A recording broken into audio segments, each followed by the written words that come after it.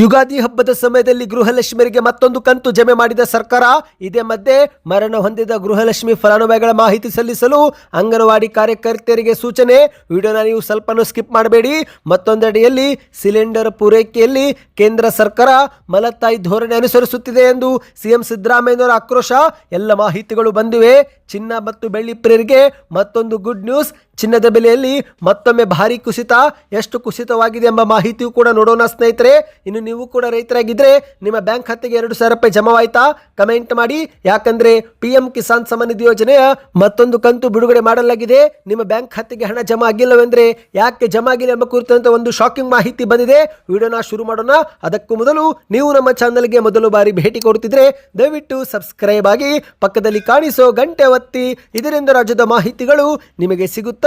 ವಿಡಿಯೋಗೆ ಲೈಕ್ ಮಾಡಿ ಮತ್ತು ವಿಡಿಯೋ ಕೊನೆವರೆಗೂ ಪೂರ್ತಿಯಾಗಿ ನೋಡಿ. ಬನ್ನಿ ಸ್ನೇಹಿತರೆ, ಎಲ್ಲ ಮಾಹಿತಿಗಳನ್ನ ಡೀಟೇಲ್ ಆಗಿ ನೋಡೋಣ. ಇದೀಗ ರಾಜ್ಯದ ಕಾಂಗ್ರೆಸ್ ಸರ್ಕಾರ 2026 ಜನವರಿಯಿಂದ ಇಲ್ಲಿವರೆಗೆ ಒಟ್ಟು 4 ಕಂತುಗಳನ್ನು ಬಿಡುಗಡೆ ಮಾಡಿದೆ. ಹೌದು ಸ್ನೇಹಿತರೆ, ಗೃಹಲಕ್ಷ್ಮಿಯರ ಬ್ಯಾಂಕ್ ಖಾತೆಗೆ ಕಳೆದ 3 ತಿಂಗಳಲ್ಲಿ ಒಟ್ಟು 4 ಕಂತುಗಳನ್ನು ಸರ್ಕಾರ ಜಮೆ ಮಾಡಿದೆ ಎಂದು ಹೇಳಲಾಗ್ತಾ ಇದೆ. ಜನವರಿ ತಿಂಗಳಲ್ಲಿ 24ನೇ ಕಂತು, ಫೆಬ್ರವರಿ ತಿಂಗಳಲ್ಲಿ 25 ಮತ್ತು 26ನೇ ಕಂತು, ಇದೀಗ ಮಾರ್ಚ್ ತಿಂಗಳಲ್ಲಿ 27ನೇ ಕಂತು ಕೂಡ ಬಿಡುಗಡೆ ಮಾಡಲಾಗಿದೆ. ಹೀಗೆ 3 ತಿಂಗಳಲ್ಲಿ ಒಟ್ಟು 4 ಕಂತು ಬಿಡುಗಡೆ ಮಾಡುವ ಮೂಲಕ 8,000 ಹಣವನ್ನು ಫಲಾನುಭವಿಗಳಿಗೆ ಹಾಕಲಾಗಿದೆ ಎಂದು ಮಾಧ್ಯಮಗಳಲ್ಲಿ ವರದಿಯಾಗಿದೆ. ನಿಮ್ಮ ಬ್ಯಾಂಕ್ ಖಾತೆಗೂ ಕಳೆದ 3 ತಿಂಗಳಲ್ಲಿ 4 ಕಂತುಗಳು ಜಮಾ ಆಗಿದೆಯಾ?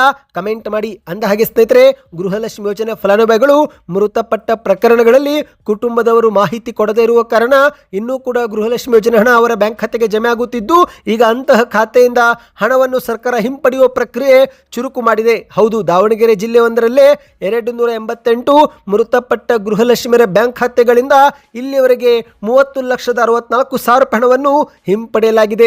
ಹೌದು ಸ್ನೇಹಿತರೆ, ಹಣ ಹಿಂಪಡೆಯುವ ಪ್ರಕ್ರಿಯೆಯಲ್ಲಿ ದಾವಣಗೆರೆ ಜಿಲ್ಲೆ ಇದೀಗ ಮೊದಲ ಸ್ಥಾನದಲ್ಲಿದೆ. ಫಲಾನುಭವಿಗಳು ಜೀವಿತ ಪ್ರಮಾಣ ಪತ್ರ ಸಲ್ಲಿಸುವುದು ಕಡ್ಡಾಯ ಮಾಡಲು ಸರ್ಕಾರ ಮುಂದಾಗಿದ್ದು, ಇದೇ ಮಧ್ಯೆ ಹಣ ಹಿಂಪಡೆಯುವ ಪ್ರಕ್ರಿಯೆಯೂ ಕೂಡ ರಾಜ್ಯಾದ್ಯಂತ ಚಾಲನೆ ಸಿಕ್ಕಿದೆ. ಹೌದು, ಈಗ ಸ್ವತಃ ಬ್ಯಾಂಕ್ ಅಧಿಕಾರಿಗಳು ಮೃತಪಟ್ಟ ಫಲಾನುಭವಿಗಳ ಬ್ಯಾಂಕ್ ಖಾತೆಯಿಂದ ಹಣವನ್ನು ಹಿಂಪಡೆಯಲಿದ್ದಾರೆ. ಹೌದು ಸ್ನೇಹಿತರೆ, ಸರ್ಕಾರವು ಮರಣ ಪತ್ರದ ಅನುಸಾರ ಮಾಹಿತಿಯನ್ನ ಬ್ಯಾಂಕುಗಳಿಗೆ, ಅಂಗನವಾಡಿ ಆಶಾ ಕಾರ್ಯಕರ್ತೆಯರಿಗೆ ಕೊಡುತ್ತಿದ್ದು, ಆ ಮೂಲಕ ಹಣವನ್ನು ವಾಪಸ್ ಪಡೆದುಕೊಳ್ಳಲಾಗುವುದು ಎಂದು ಹೇಳಲಾಗಿದೆ. ಇದೀಗ ಮಾಹಿತಿ ಪ್ರಕಾರ ಗೃಹಲಕ್ಷ್ಮಿ ಯೋಜನೆ ಫಲಾನುಭವಿಗಳಲ್ಲಿ ರಾಜ್ಯಾದ್ಯಂತ ಇಲ್ಲಿವರೆಗೆ 1,44,000 ಮಂದಿ ಮೃತಪಟ್ಟಿರುವುದು ವರದಿಯಾಗಿದೆ.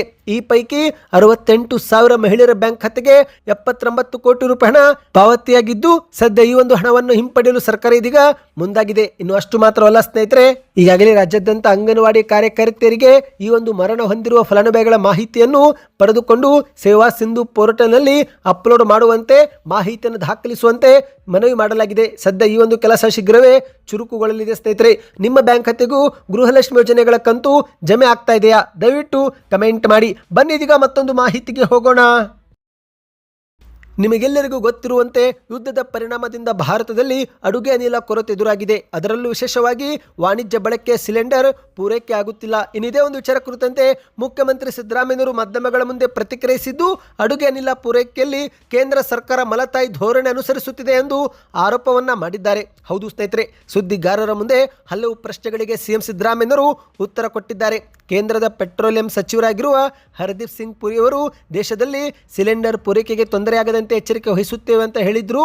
ಅದರಂತೆ ಈಗ ಅವರು ಕ್ರಮ ತೆಗೆದುಕೊಳ್ಳಬೇಕು ಎಂದು ಸಿಎಂ ಸಿದ್ದರಾಮಯ್ಯನವರು ಹೇಳಿಕೆ ಕೊಟ್ಟಿದ್ದಾರೆ. ಇನ್ನಿದೇ ಮಧ್ಯೆ ಮುಂದುವರೆದು ಮಾತನಾಡಿ, ನಾನು ಕೂಡ ಕೇಂದ್ರ ಸರ್ಕಾರಕ್ಕೆ ಈ ಬಗ್ಗೆ ಪತ್ರ ಬರೆದಿದ್ದೇನೆ, ಸಿಲಿಂಡರ್ ಅಭಾವವನ್ನು ಬಗೆಹರಿಸುವಂತೆ ಮನವಿ ಮಾಡಿದ್ದೇನೆ ಎಂದು ಹೇಳಿಕೆ ಕೊಟ್ಟಿದ್ದಾರೆ. ಆಗ ಮಾಧ್ಯಮದವರು ಬಿಜೆಪಿಯ ರಾಜ್ಯಾಧ್ಯಕ್ಷ BY ವಿಜೇಂದ್ರ ಮತ್ತು ವಿಪಕ್ಷ ನಾಯಕ ಆರೋಶಕ್ ಅವರು ದೇಶದಲ್ಲಿ ಯಾವುದೇ ರಾಜ್ಯದಲ್ಲೂ ಸಿಲಿಂಡರ್ ಪೂರೈಕೆ ಸಮಸ್ಯೆ ಇಲ್ಲ, ಕರ್ನಾಟಕದಲ್ಲಿನೇ ಮಾತ್ರ ಯಾಕೆ ಎಂದು ಪ್ರಶ್ನೆ ಮಾಡುತ್ತಿದ್ದಾರೆ ಎಂದು ಹೇಳಿದಾಗ ಅದಕ್ಕೆ ತಿರುಗೇಟು ಕೊಟ್ಟಂತ ಸಿದ್ದರಾಮಯ್ಯನವರು ಕೇಂದ್ರ ಸರ್ಕಾರವೇ ಕರ್ನಾಟಕಕ್ಕೆ ಸಿಲಿಂಡರ್ ಪೂರೈಕೆಯಲ್ಲಿ ಮಲತಾಯಿ ಧೋರಣೆ ಅನುಸರಿಸುತ್ತಿರಬಹುದು ಎಂದು ತಿರುಗೇಟು ಕೊಟ್ಟಿದ್ದಾರೆ. ಕೇಂದ್ರ ಸರ್ಕಾರ ನಮಗೆ ಸಮರ್ಪಕವಾಗಿ ಸಿಲಿಂಡರ್ ಕೊಟ್ಟರೆ ನಾವು ಜನರಿಗೂ ಕೂಡ ತಲುಪಿಸುತ್ತೇವೆ, ಸಿಲಿಂಡರ್ ಅನ್ನು ಇಟ್ಟುಕೊಂಡು ನಾವೇನು ಮಾಡಬೇಕು ಎಂದು ಮಾಧ್ಯಮದವರ ಮೇಲೇನೆ ಮರು ಪ್ರಶ್ನೆ ಹಾಕಿದ್ದಾರೆ. ಕೇಂದ್ರ ಸರ್ಕಾರ ಬೇರೆ ದೇಶಗಳಿಂದ ಸಿಲಿಂಡರ್ ಆಮದು ಮಾಡಿಕೊಂಡು ಶೀಘ್ರವೇ ಭಾರತದಲ್ಲಿ ಸೃಷ್ಟಿಯಾಗಿರುವ ಅಭಾವವನ್ನು ಸರಿದೂಗಿಸಬೇಕು, ಸಮರ್ಪಕ ಪೂರೈಕೆಗೆ ಅವರು ಕ್ರಮ ತೆಗೆದುಕೊಳ್ಳಬೇಕು ಎಂದು ಸಿಎಂ ಸಿದ್ದರಾಮಯ್ಯನವರು ಆಗ್ರಹ ಮಾಡಿದ್ದಾರೆ. ಹೋಟೆಲ್ ಮತ್ತು ರೆಸ್ಟೋರೆಂಟ್ಗಳಿಗೆ ಸಿಲಿಂಡರ್ ಪೂರೈಕೆಯಲ್ಲಿ ಸಮಸ್ಯೆ ಆದರೆ ಕರ್ನಾಟಕದಲ್ಲಿ ಭಾರಿ ಸಮಸ್ಯೆ ಆಗಲಿದೆ.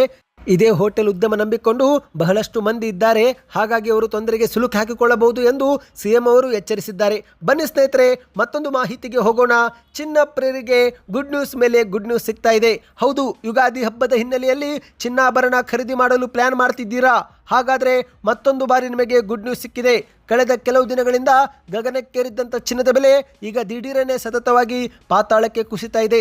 ಹೌದು ಸ್ನೇಹಿತರೆ, ಸತತ 3-4 ದಿನಗಳಿಂದ ಚಿನ್ನದ ಬೆಲೆಯು ಕುಸಿತವಾಗ್ತಾ ಇದೆ. ಯುದ್ಧದ ಸಮಯದಲ್ಲೂ ಕೂಡ ಚಿನ್ನದ ಬೆಲೆ ಇಳಿಕೆಯಾಗಿದ್ದು, ಇತ್ತ ಯುಗಾದಿ ಹಬ್ಬದ ಸಮಯದಲ್ಲೂ ಕೂಡ ಚಿನ್ನದ ಬೆಲೆ ಕುಸಿದಿದ್ದು ಹಬ್ಬದ ಖುಷಿ ದುಪ್ಪಟ್ಟಾಗುವಂತೆ ಮಾಡಿದೆ. ಇದೀಗ ಮಾರ್ಚ್ 20 ಶುಕ್ರವಾರದ ಮಾಹಿತಿ ಪ್ರಕಾರ ಚಿನ್ನದ ಬೆಲೆಯಲ್ಲಿ ಮತ್ತೊಮ್ಮೆ ದೊಡ್ಡ ಕುಸಿತವಾಗಿದ್ದು, ಈ ಮೂಲಕ 24 ಕ್ಯಾರೆಟ್ 1 ಗ್ರಾಮ್ ಅಪರಂಜಿ ಚಿನ್ನ 15,027 ರೂಪಾಯಿ ಸ್ನೇಹಿತರೆ. ಹೌದು, 10 ಗ್ರಾಮ್ಗೆ 1,50,000 ರೂಪಾಯಿ ಆಗಿದೆ. ಇತ್ತೀಚೆಗೆ ಒಂದು ವಾರದ ಹಿಂದಷ್ಟೇ 1,63,000 ರೂಪಾಯಿ ಆಗಿತ್ತು.